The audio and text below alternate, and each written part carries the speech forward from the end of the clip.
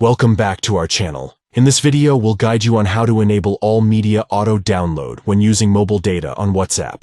If you want to automatically download media files while using your mobile data, this full guide is for you. Let's get started. Step 1. Open WhatsApp on your Android device. Look for the green icon with a white phone inside.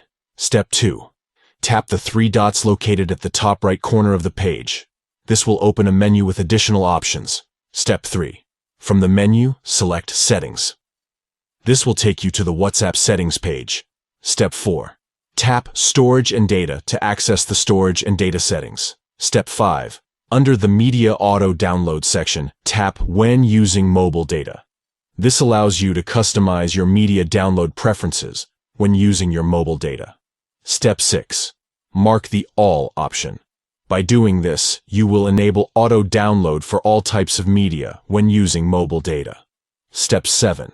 Finally, tap OK to save your changes. By following these simple steps, you can easily enable all media auto-download when using mobile data on WhatsApp.